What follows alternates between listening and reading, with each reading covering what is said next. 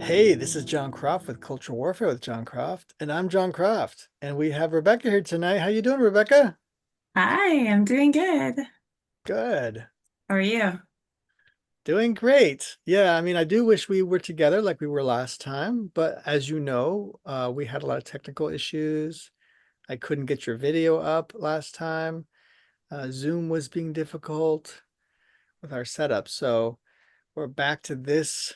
Of course, I have a new backdrop now, which is actually quite That working looks quite great. I well. like that a lot. I like it better. It allows the lights to make a bigger difference, bigger splash. So what did you think of our Media Moses Weekly stories this week? I really liked that video from Laura TV. That was exciting.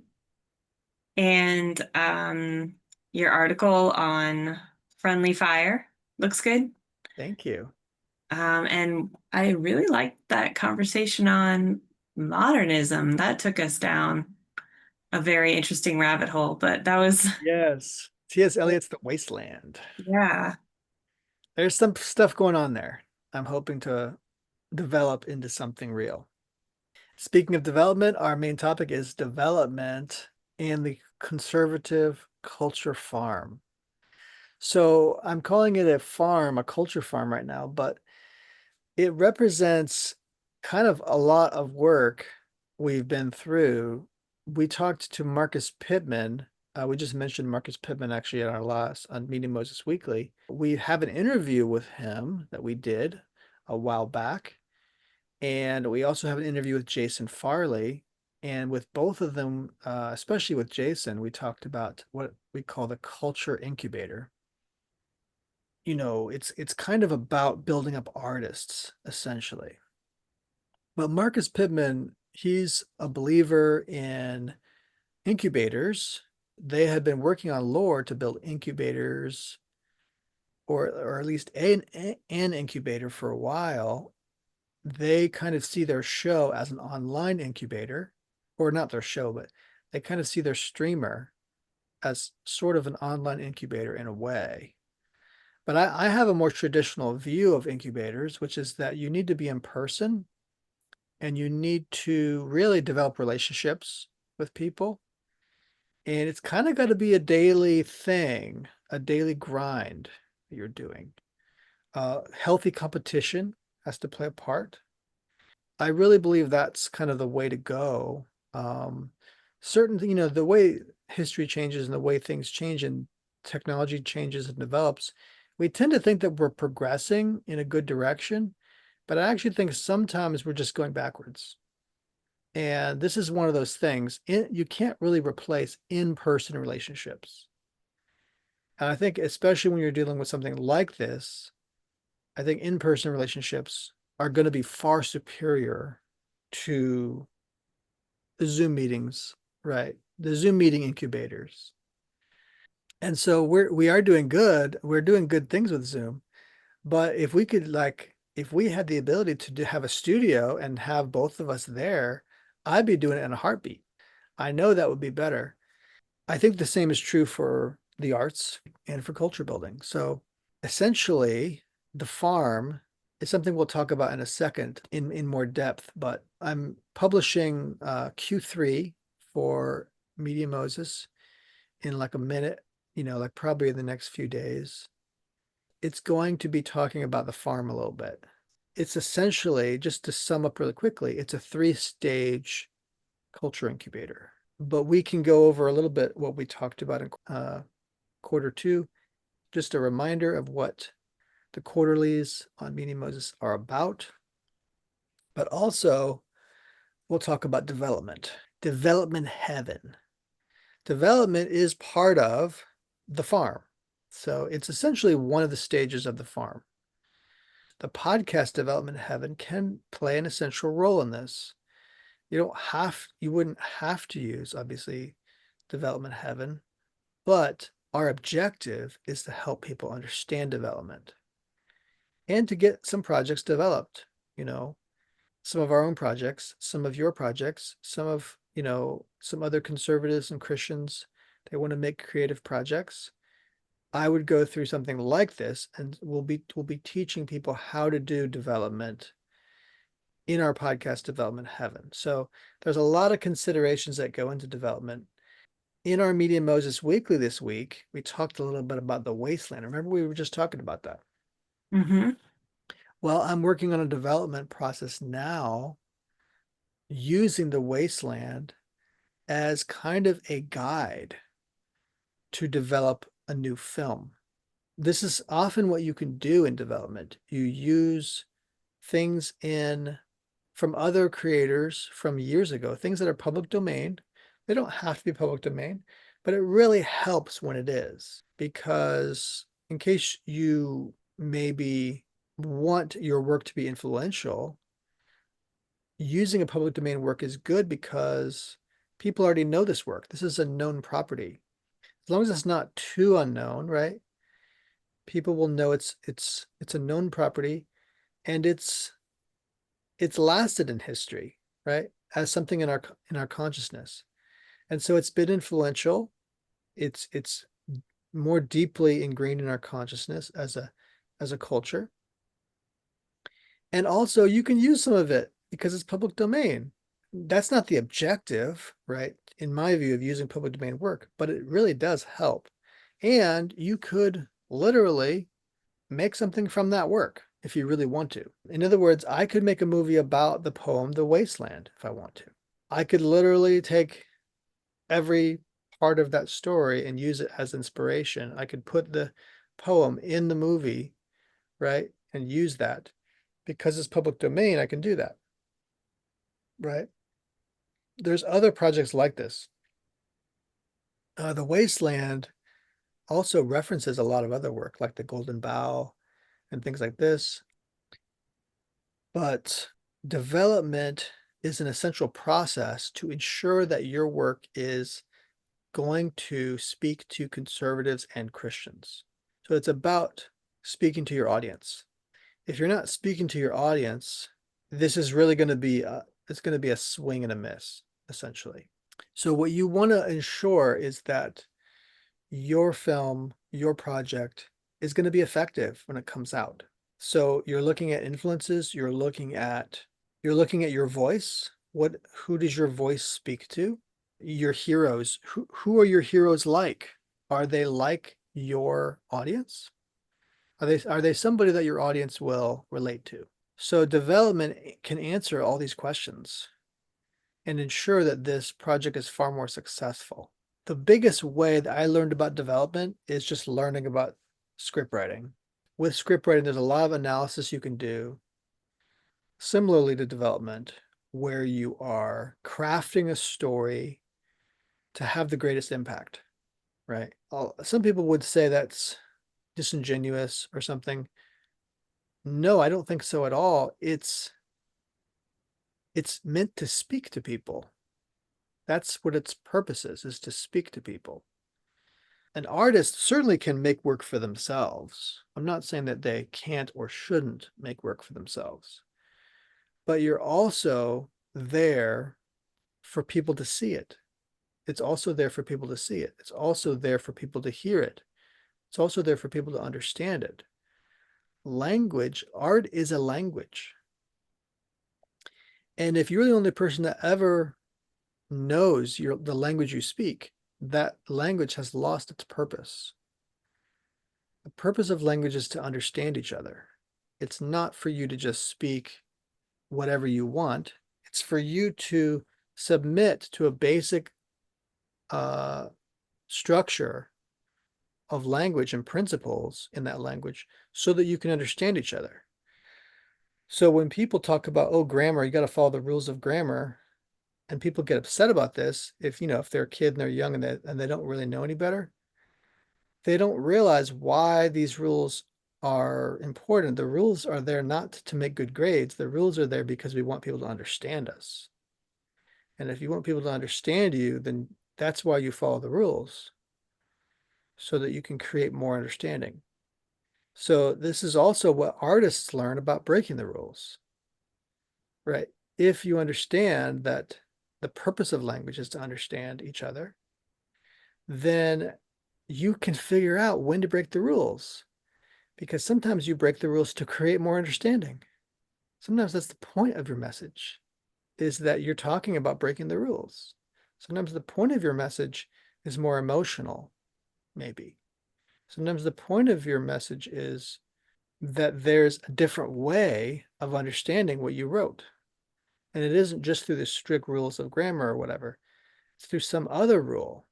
Artists are looking beyond just the rules of grammar to understand what the underlying truths, so that there actually is true understanding between you and them. If there is an obscuring of understanding, that could be the purpose as well. The purpose could be an obscuring understanding. So like we talked about T.S. Eliot, for example, and The Wasteland, one of the things he does in his poem is a deconstruction of things like grammar, of things like words, of things like language, because that's the point of his poem. The point of his poem is that culture is deconstructing. And so many of the characters, when they talk in a fractured way that doesn't sometimes even connect or make sense. It's haunting in that way, right? It's kind of like foreboding. It's kind of like scary. You're watching someone kind of like they're breaking down in their language, and Mm. you're kind of concerned about them. You're like, what is going on here? Well, that's the point of his poem. His poem is to kind of create this foreboding, this kind of like concern for these characters, because sometimes they don't make sense. And that's his point. The culture also is not making sense. A lot of these things aren't making sense. And so he wants there to be peace in the end, which is the end of his poem. But to get there, like, what are you going to have to do? You're going to have to understand a lot of his message, which is that we have a journey to repair our culture. And so we have to go on that journey. But development is all part of this process. It's part of understanding all these little messages we're leaving in art. And so there are things you can do intuitively when you make art, sure. But then when you present them to someone, you want the proper effect, right? And so when you're developing it with someone else, that's often what you're looking for when you're talking with this person about it. I could talk about development forever, but like development heaven, I'm sure as an idea, some people might say, oh, this is dead on arrival. Like, who is going to develop who's going to literally develop what everybody has presumed is supposed to be a very secretive process that a writer goes through or an artist goes through. They keep it all very secret. Why? So they protect the copyright, so they protect the ownership of that work. And so, and many people have heard horror stories of people stealing their work, etc. I'm not suggesting that every script or every story you're working on should be presented this way to the public. But what I am suggesting is that, a lot of the reason I say that is because sometimes creation is a very deeply private process, and it needs to be kept private for many reasons for the artist. But there are times, right, where a deeper understanding can be had. And also understand that protecting your work should not be a major concern here.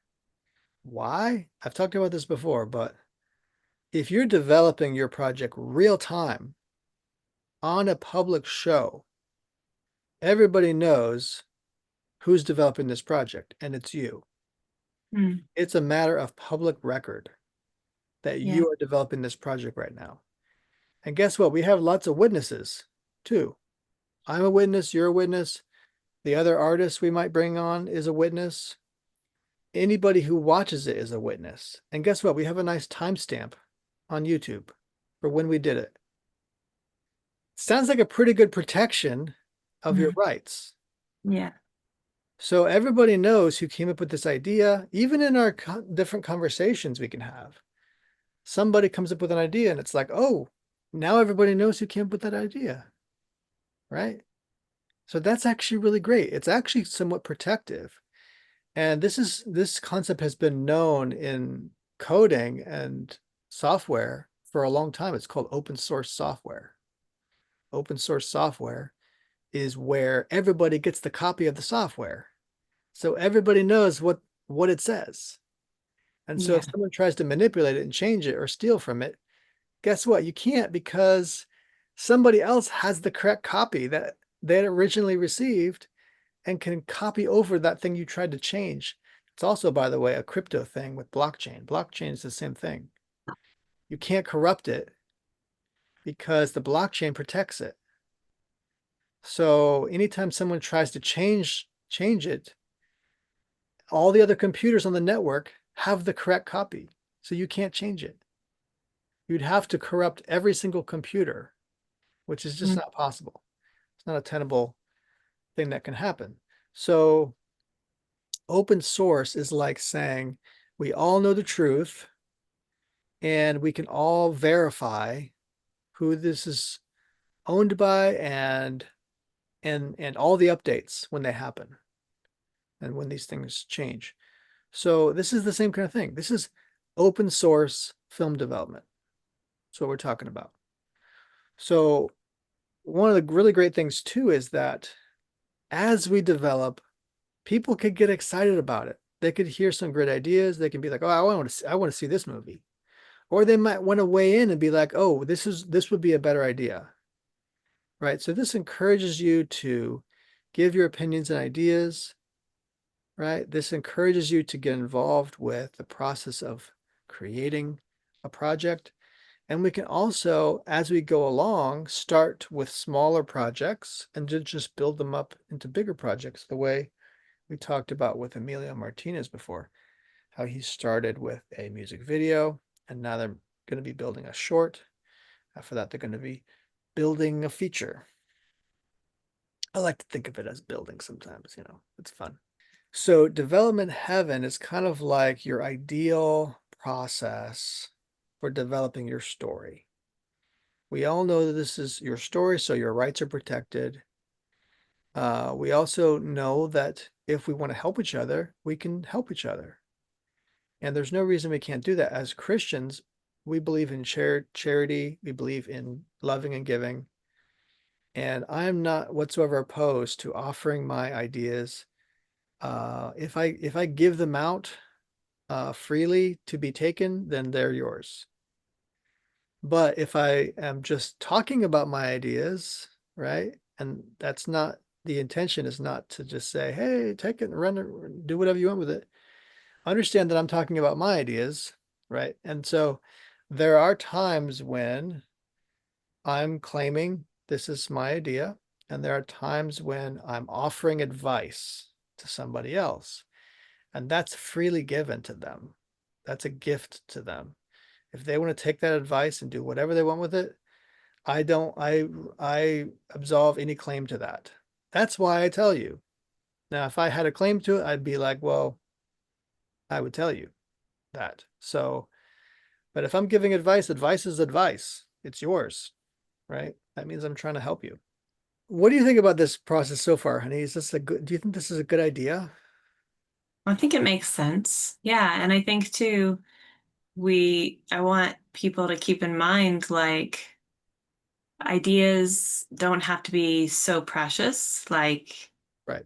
um, we have the Holy Spirit who guides us with ideas, and He's endless and eternal. So we don't Absolutely. need to think that we just are going to have this one idea and It's that's going to be so mind blowing. Yeah. yeah. But but just believe that it's a continual relationship, a Yes. continual flow of ideas and creativity Right. um, from God, and that he's not going to stop. He's just going to keep on Yeah. Yeah. flowing. Well, and another thing I've learned as an artist, films are not ideas. Ideas are not films. A Yeah. film is a practical expression of a story through your use of the craft of Mhm. filmmaking. And so even if you made a film that's already been made and you went and made it, it's going to be very different, right? And so the making of that film is Mhm. yours in a way. Yeah. It's your own baby. And you also can't even affect all of it. A lot of it is just something that happens and you have little effect. But the real beauty of art is in the creation of it. It's not just in the initial idea. Sure, you write a script, that is its own piece of art. It's true. But once you start filming it, it becomes a different piece of art. It's a very different thing. It, with filmmaking, there are multiple times in which this piece of art becomes another piece of art. And it's out of your hands. It's not something you can control at some point. What you do is you pick your battles. You learn to pick your battles as a filmmaker. You say, this is in that person's hands. I leave it with them. I trust them. But let me just say this, they're my cinematographer or whatever, or maybe they're my actor. They're doing good in this way. They're already going in the right direction, but there's some way that I need to steer them so that they don't make this mistake, or so that they're giving me the performance here, which is very important to the story. So that's choosing your battles. You're saying, if I can have an impact on what's happening, I'm going to have it right here as a director. And so you have to understand you cannot control all these things. You hire a cinematographer because you already like their cinematography. So 99% of the time, they're already going to give you a great image, even if you didn't even tell them what to do, right? But there are moments when, for the story, some people call directors the guardians of story, safeguarders of story, whatever. So what they do is they come to the cinematographer and say, yes, this is a good framing. It's beautiful, right? It's going to be beautiful. Cinematographers really resonate with beauty. So if you choose a good cinematographer, they're going to create something beautiful. But the problem is, does it tell the story, right? And your story has to be consistent, you know, and it has to be telling a consistent, giving a consistent theme. And in each scene, there's something unique happening in each scene, which is about telling that story. And so you are going to have to guide your cinematographer to be like, no, this is why this angle has to be happening here, right?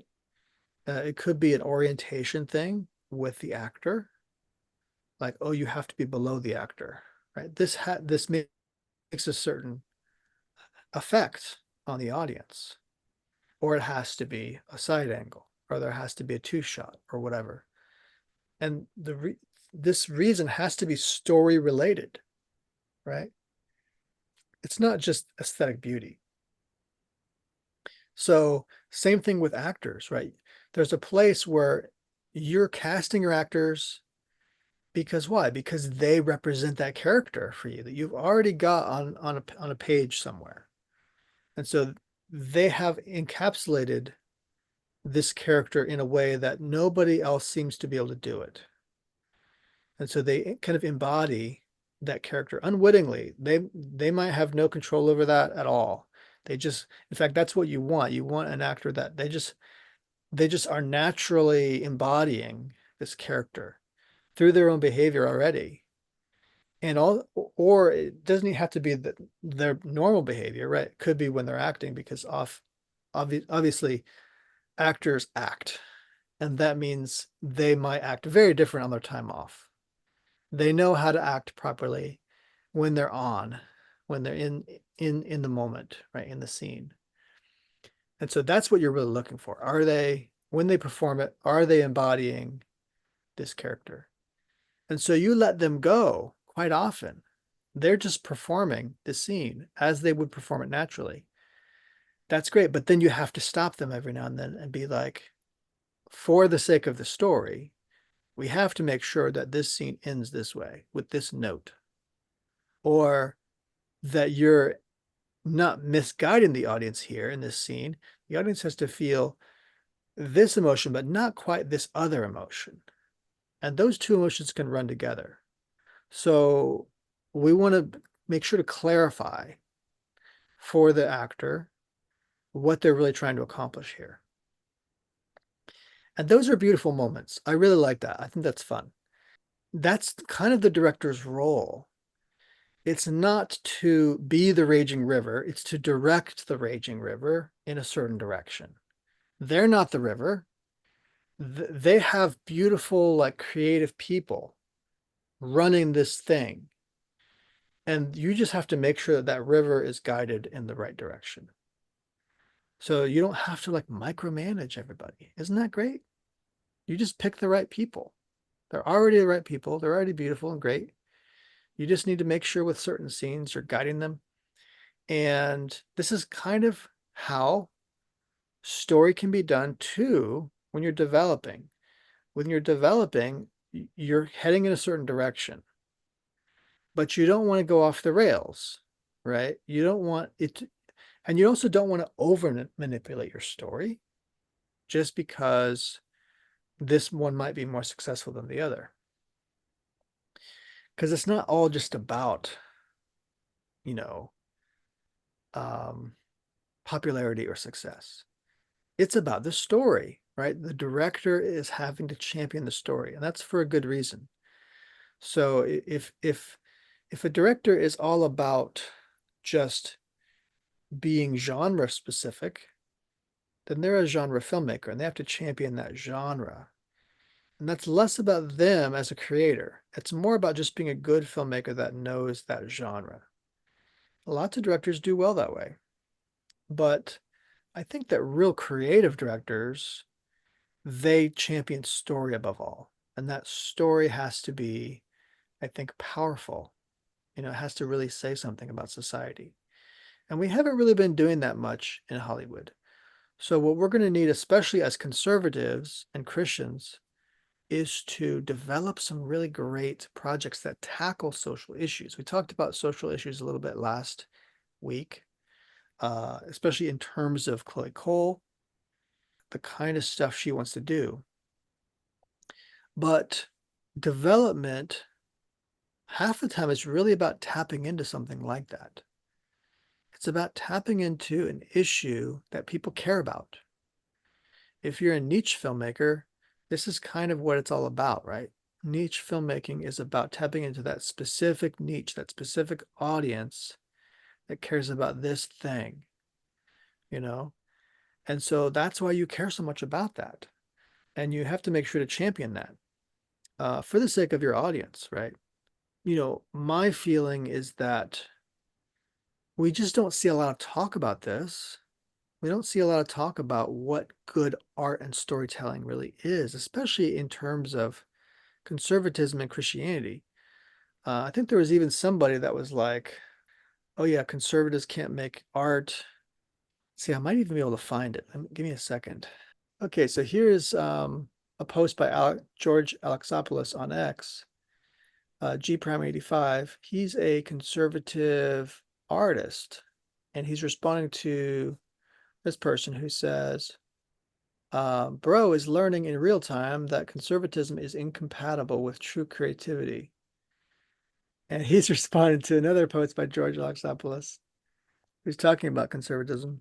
And this other person says, conservatism is inherently anti-culture. They just want everything to be gray and meaningless. And of course, everybody responds to this with like, conservatives are creative. George is saying, conservatives are creative. It's just that our investors are afraid of taking risks. So he said he's publishing his own book as a result. I guess instead of working with others in publishing to do it. Marcus Pittman actually responded too, which is actually how I got to this post because he responded here. He says, George is correct. The entire investment worldview between conservatives and liberals are radically different. Conservatives won't invest in anything until after the market has proven itself. Liberals invest to push the market in the direction they believe it should go. Investing post-market proof doesn't allow for incubation of creative talent, nor does it allow for conservatives to be first movers. So our art is usually conservative versions of what's already been successful in the marketplace. The good news is that conservative capital is coming around. They're starting to realize their mistakes and are actively making moves to build I think Elon Musk has inspired a lot of people to take that risk. Also, it only takes one yes from investors to change things. Just keep grinding and eventually it'll all pay off. And G Prime, we're building something amazing. Would love to talk with you about it. I'll keep telling you till you block me. We're working hard for the artist, so stay tuned. I suggest that he should work with some people to make a film. But yeah, I think he's totally correct. But I have some other observations here about conservative art that I've spoken of in previous episodes here about why conservative art is difficult. You can see it when the one that has the thumbnail, it says the hardest art, conservative art is the hardest art to make, essentially. Mhm. But there are answers on how to make that art. It's something we can definitely do. You have to start with conservative values and start with an understanding of the conservative art that's been successful in the past. There's a lot of it in the past. So you have a lot to study. And then if it keeps those values, you can use that old art to be inspired and make new art that's similar. There's no reason you can't do that.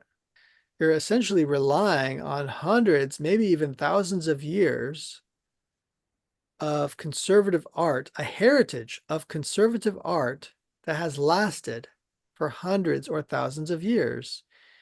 And just the fact that it's lasted in a way makes it conservative, right?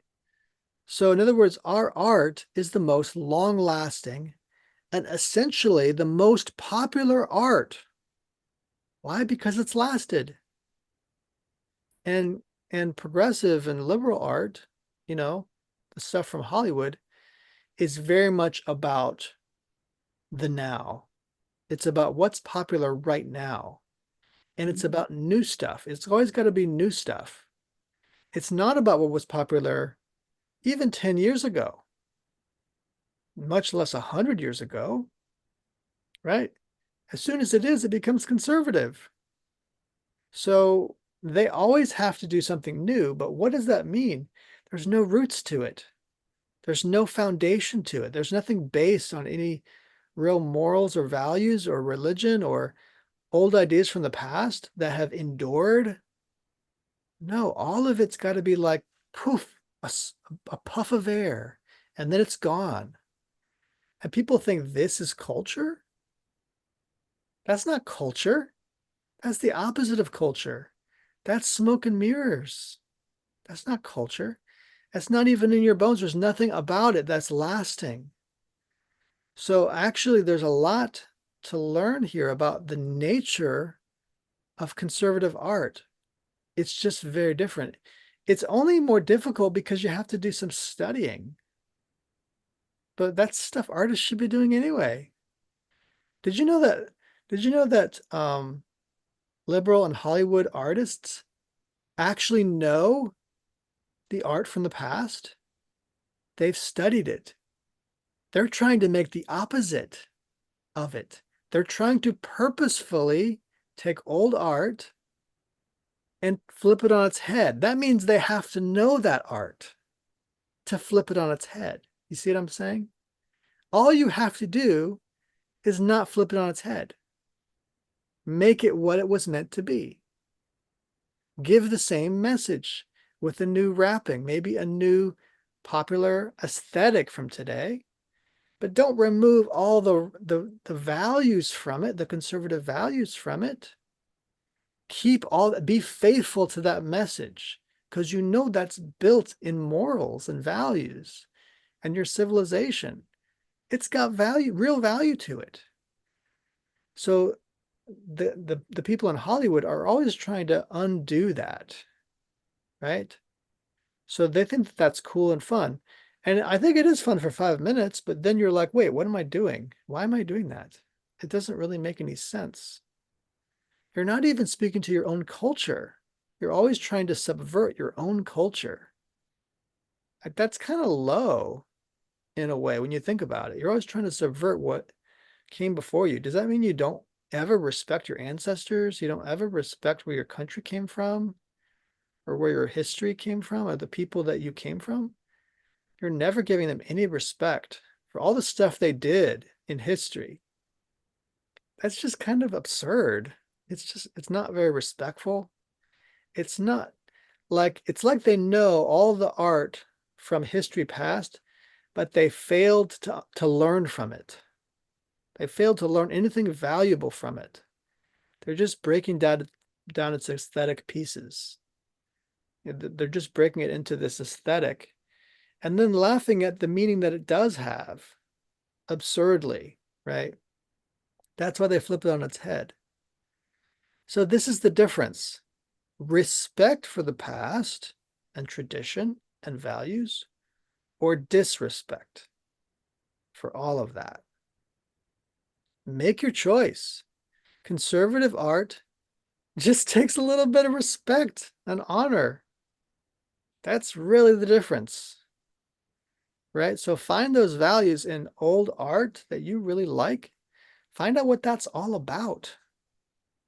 What is that really all about? Suddenly, if you make a piece of art like that, it's conservative art.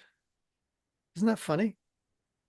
So, especially if you're showing respect to these old artists, bam, that's something real, you know?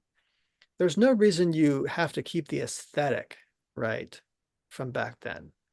I think that with technology, techne, the Greek, I think with the way technology grows, there's nothing wrong with using modern technology to do that. But when you're telling the story, why strip it of all of its values?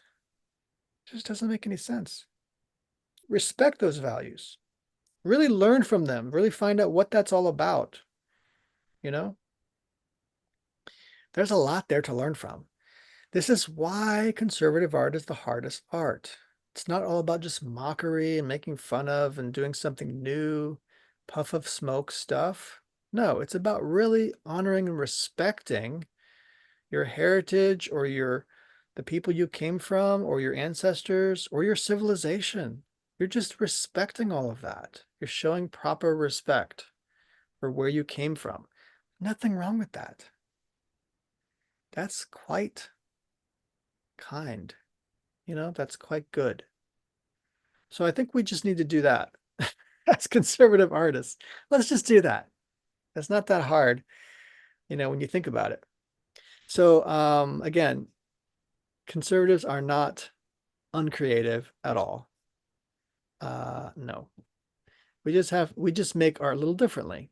We make art to show respect and to inculcate values.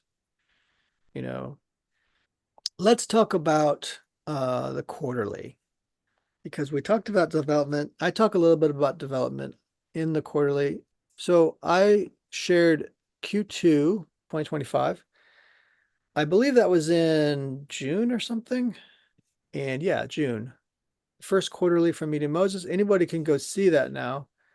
But all the quarterlies after this will only be seen by subscribers. And you have to be a full subscriber, I believe. Yeah. So I talk about in Q2, I talk about the things we're going to focus on. We changed. We used to do what's called a monthly address. And now we're doing quarterlies, every 3 months. So it's a little more businessy, but we changed some things to where we're going to have updates more. Like I put here in Q2, we're going to start doing updates. We're going to talk about goals differently, and we're going to have campaigns. Step 3 campaigns. This is not the 3-stage process I was talking about before. No, it just happened to have three steps here for our quarterly. Oh yes, this is our current quarterly I'm working on, Q3, how we're growing our culture building efforts. So unless you're a subscriber, you won't be able to see this, but I'll talk about it a little bit. I talk about how we didn't do updates as much as we wanted to do. And a lot of the issue there was we need to praise our own efforts, and like God says, Zechariah 4:10, Do not despise these small beginnings, for the Lord rejoices to see the work begin, to see the plumb line in Zerubbabel's hand. And so all these small beginnings are good beginnings. I feel the same way about development. I think all those small beginnings, early beginnings, many don't see the value in them. But we know if the Lord is guiding us, it's valuable. So, Zerubbabel, this is talking about the rebuilding of the temple, right? The second temple. And so obviously that work was valuable.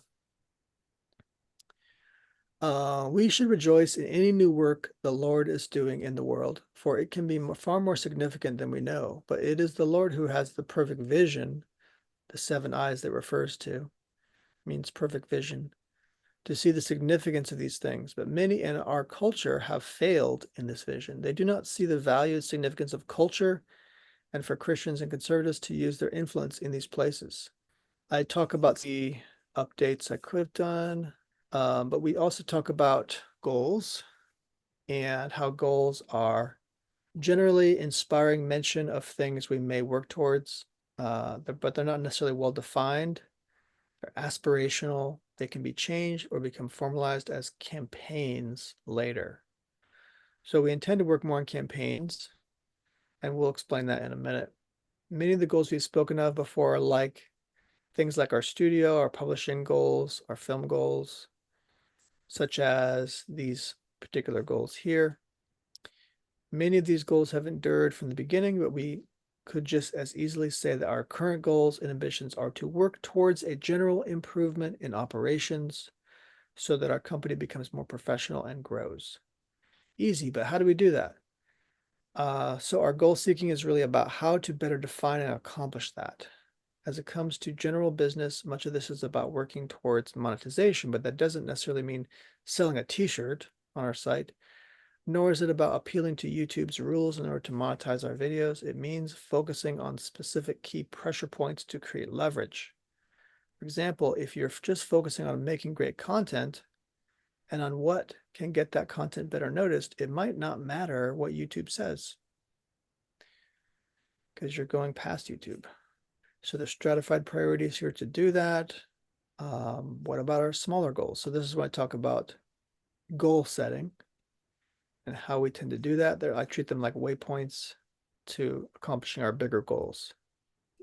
One of the things, for example, those waypoints, so we need to prioritize those smaller goals or waypoints. In our case, we believe that a studio can help get us there much quicker than a film or a book. Articles are necessary for this as well, but it's far easier to make them in a professional way than it is to make a great show. I've learned how true that is all this last year. So making a great show is difficult. And so I've spent time doing that when I could have spent time making articles. The articles are the priority, but a show is a pretty high priority, and that means a studio. So we're going to be working towards a studio. That's what I'm saying here. And there's other things to work towards for a good reason. So this is when we talk about the farm. We have also developed a new three-stage process for nurturing the culture building community, aka farm, which is the only real way to influence culture effectively. We can hope to build a singular show or convention or festival to accomplish this kind of incubator idea. But the truth is, all this comes from a strong methodology as opposed to a single product. One cannot bank on their singular product being successful. And an effort to gain success is out of our hands, but our methodology is fully in our control. A farm has a singular objective: to produce. It isn't to only produce one thing. Its business is nurturing the products that come forth from nature. One successful product gives rise to more products, more successes. The limits to how much success or to what kinds of products is only a matter of efficiency at that point, right? Eventually, diminishing returns are gained. In other words, you're putting more work into it, but you're getting less for it. That's diminishing returns. That's when you plateau. And then you then must form another farm. This can now be reproduced as a methodology, and one's children or one's students go on to create their own farms. They learn what worked and learn from what failed.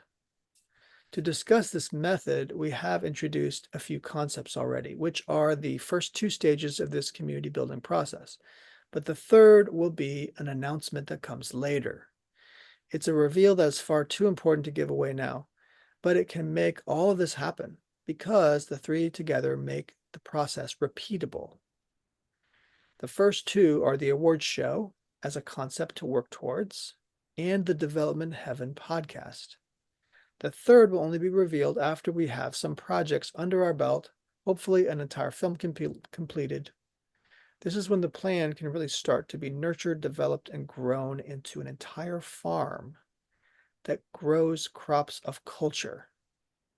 So I don't want to give away too much here, but I do describe a little bit a three-part structure that recycles and nurtures artists, curators, and commentators that are working daily to rebuild our society through culture.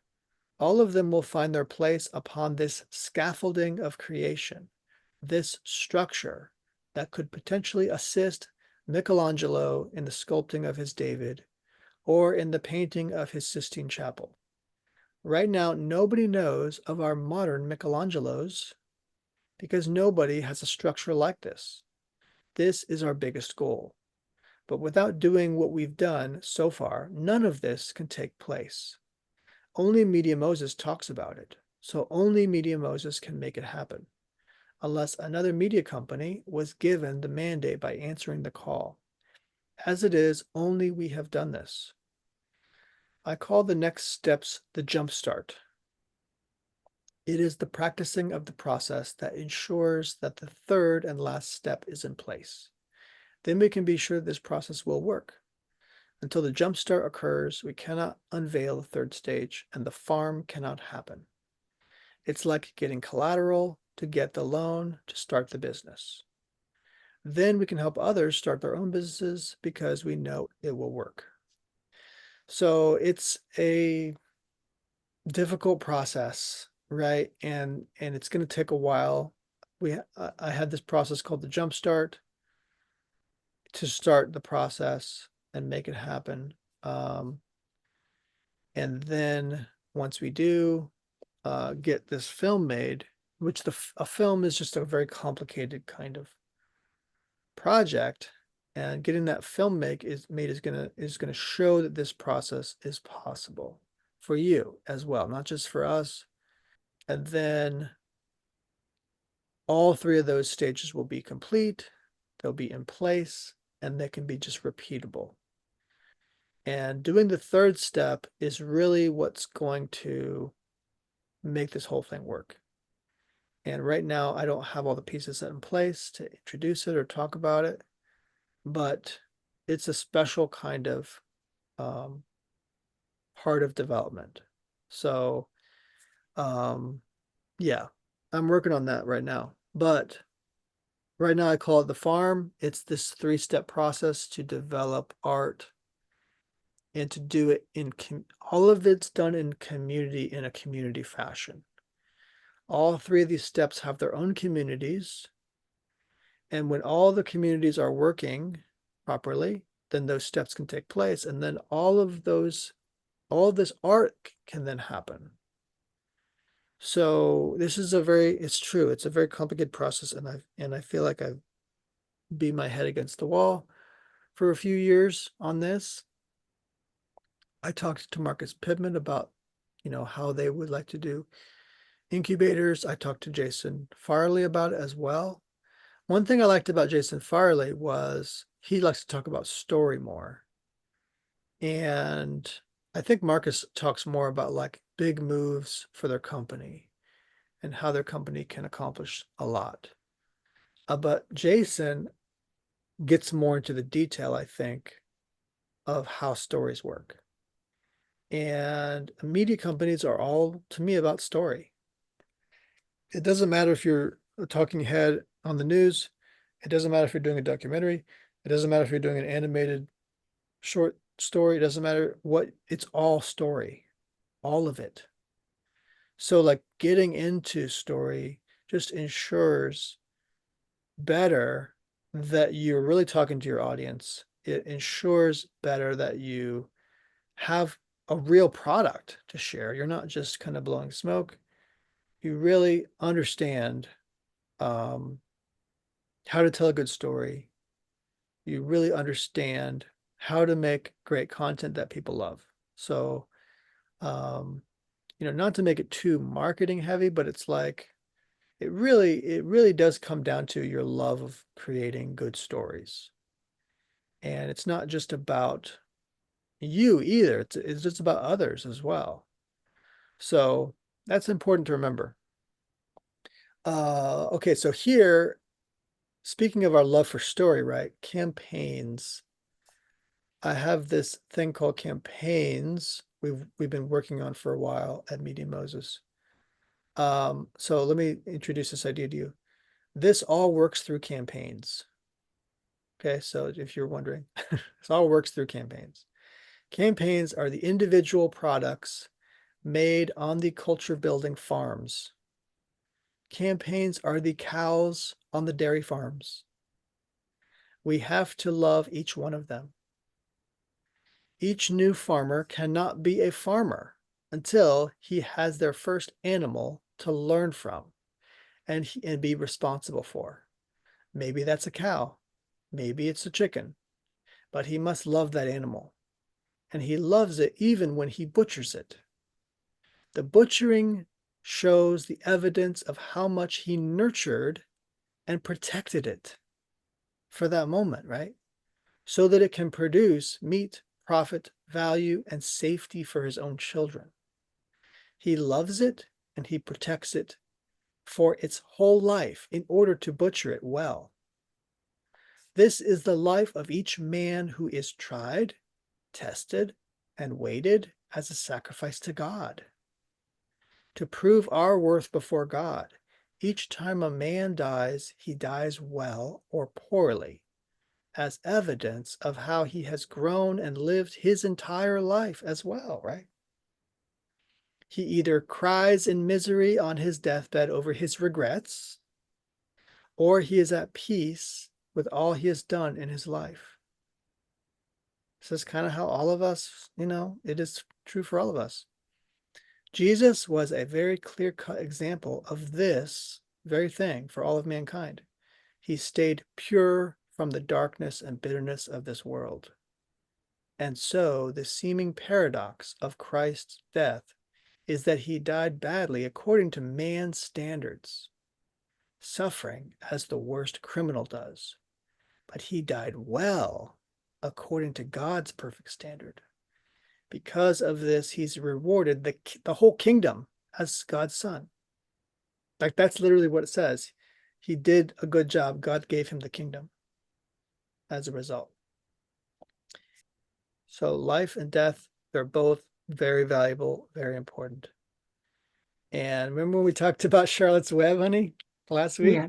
Mm-hmm. Yeah, well, this goes into the same thing, doesn't it? Yeah. Trying to escape death in farm life, especially, is kind of absurd. It's an absurdity. We can't escape it, and it misses the point of farm life. You can't prevent yourself being crucified by the world. It's just going to happen. The question is whether you'll die well with honor and dignity, or whether you'll die blubbering and crying and being like, oh, I wanted to do more.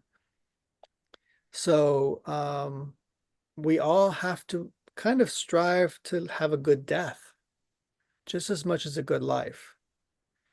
And a farmer strives to provide that for all of his animals, right? Give them a good death, make it a useful death, a productive death. And many animals are useful basically only in their death. You know, many of them provide so much more though too. Like think of a sheep. They're providing clothing as well. They have that wool. They're teaching the shepherd how to protect. Like there's so many great things animals can provide for you. There's just teachable lessons. But this is how important a farm is too, I say. We safeguard our campaigns because men see the example that comes from this product that arises from the butchering. It's an experience that comes from the sacrifice of the animal. Every artist that makes a product like this for the culture to consume is butchering that animal they love. And he offers it to the public to taste, good or bad, you decide. That's what artists do. Some people say we kill our darlings, right? When you make art, you kill your darlings. That means you have to be able to do things to your characters that shouldn't be done to characters in stories for the sake of story, for the sake of the story. And you also kill your darling in the sense of like, you have to give up your ownership of your own art at a certain point, like in order for it to become a real creation. But sometimes that means, you give it off to a publisher and they edit it or whatever. Sometimes it means you give it off to the public and they judge it harshly, and you have to just let that go. So there's lots of ways an artist has to give up their ownership of their own work at a certain point and say, well, I got this out of it, but you got this other thing out of it. I can't do anything about that. That's all you, man. And so we can all try to safeguard or protect our own babies, right? Our own art, and be like, no, don't judge it too harshly. But the truth is, you send it out into the world and it just becomes what it becomes. So here's our current campaigns we're working on. There's a bunch of books, stories, web series, films, a documentary. I talked about cultural exodus in the past. My book, my daughter's book. So 11 projects there. Some are campaigns, growing campaigns from our community of friends. So people that we know are running campaigns. We hope to support them. I have the Chloe Cole film here. We hope to support them in these campaigns. Will they be part of our campaigns on the site or not? We don't know that, but we intend to offer some support, maybe give interviews or talks with these artists and their work. And maybe some artists also we will start to work with through Development Heaven podcast. That would be another way of doing a campaign as well, right? Because we'll be talking about their work even more through that process.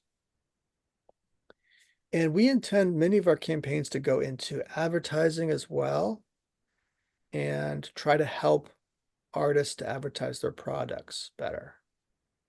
So that'll be part of our service that we do for these campaigns. And sometimes money changes hands, sometimes it doesn't. But it's like we really want to be there for the community to make it a better community. So these campaigns are things that we care a great deal about. We believe that they are good for the community. So that's why we support them. We're not just supporting them because, we like them or um or we're seeing some kind of like dollar signs or something. Oh, they're going to be really profitable or something. Actually, not at all. This is conservative art, guys. This is conservative culture. It's not very popular right now. Like right now, Hollywood is dominating the culture. So many of these projects we want to do, like our daughter's book, for example, Boxland right here, book number 1, it's it's like $1,000 crowdfund campaign. I mean, that's all it is. That's just covering our expenses. So these things are not, many of these are not even going to make any money. It's just about promoting artists and their work, and because we believe in the work. So now I do hope in the future that I'll also be able to get some other campaigns that will be with advertising and maybe do some ad reads or something. That would be fun. That would be good. That'd be great. I'd love that. But we don't expect that to be most of our campaigns. A lot of these campaigns, we just believe in the artist, we believe in their work. We want more people to see their work.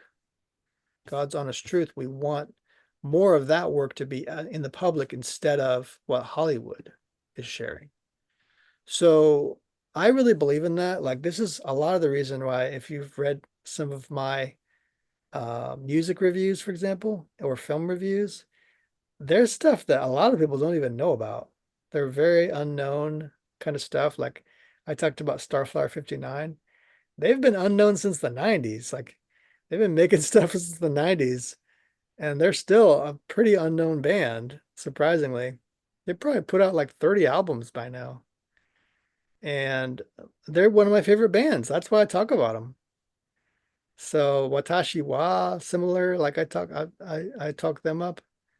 Um, you know, but and sure, I'll talk about Van Morrison as well. He's obviously a lot more well known, but that's because he makes good work, you know? So that's just what we believe in, man. So some of it, sure, it'll do well. Others, it's for the sake of the culture. Like, it's so the culture gets good values again. This stuff should be famous. A lot of this stuff should be famous. But let's be blunt here. Lore TV, these guys are incredible guys. They should be famous. The truth is, most people don't know who they are. They don't know who they are. They don't have a lot of content on their platform, right? But they're like on the ground level, right? Heard that term, ground level? Get in on the ground level with the business. It's the beginning stages of a business before it gets big. And the reason you want to get on the ground level is because it doesn't cost you as much to get in early. It's kind of like how stocks work, right? Investments in stocks. It's like, or let's say you want to buy some property, right? Well, you happen to know they're going to be building a business or businesses or something in that area, but it's not there yet. And there's a house there for only $30,000, or a commercial property or something. And you're like, dude, because I know this area is going to explode. Maybe they're going to build a college or something, like something where you know it's going to bring commercial value to that area. Well, that's like a business you get in on the ground level, right? If you know something about that marketplace, you want to get it on the ground level, because that house you bought for 30,000 is going to make you 200 grand or something like that, like an enormous amount of money. So you're putting in a small amount of money and you're getting a lot of money, because the value of that business is going to explode. Businesses can explode in value, like explode. They're not just like buying a stock on the US stock exchange or whatever. That's dealing with consistent values, right? That goes up and down a little bit. No, when a business starts up in the ground level, you can your value can go up by 10 times, right? That's why you get it on the ground level. And then you could sell those stocks later. But like, that's why that's a thing, right? So this is what we believe in. We believe in risks, taking risks on people, because those people, the truth is, we know something about this marketplace. A lot of people don't know about it. Why? Because we personally are Christians and conservatives. We also are seeing the changes in culture. We're seeing the changes in society, and we know there's going to be a backlash culturally with all of the crazy stuff that's been happening in culture. You don't think there's going to be a backlash? Of course there is. So, people are going to want to start learning more and more about Christian culture and conservative culture in the next 20, 30, 40, 50 years. You're getting in on the ground floor of a new thing, right? And so if you especially have money involved, Now you're going to make money too. You're not just going to be happy that you're contributing to society and making society a better place. You're also going to make money. The so what's wrong with doing that? Your money is going to a good purpose. It's like giving to your church, right? So your church can do good in the world. Like, I'm not shying away from that statement. That's exactly what we're doing. This is like a ministry. And culture affects so much more people than just your neighborhood church. So this is a major impact we're talking here. And somebody like Lore TV, for example, once they get big and they get an app, my goodness, they're going to be reaching 10 times the amount of people, like quite literally. So what they need is uh a few like really highbrow content things. And I don't mean highbrow as in Netflix or whatever. That's not highbrow. I'm talking about some art flicks that are Christian or conservative in nature. And they're good art. They're made well. So that's some of the stuff we're developing actually right now. We take cues from certain genres which we think are popular, but have been ignored by Hollywood, like action movies, and social commentary films, revenge flicks like Dirty Harry, stuff like this.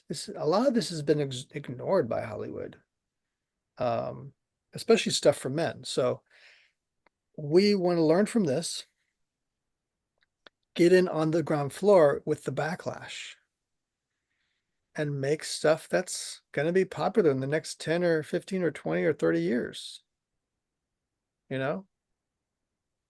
And if you know how to tell stories, man, you're just going to make great stories as well. It's going to be a ton of fun.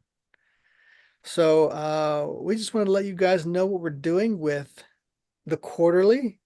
If you're not a subscriber at Meeting Moses, you won't be able to read all of that, but that's okay. You got some of it, some of the main idea of what we're working on.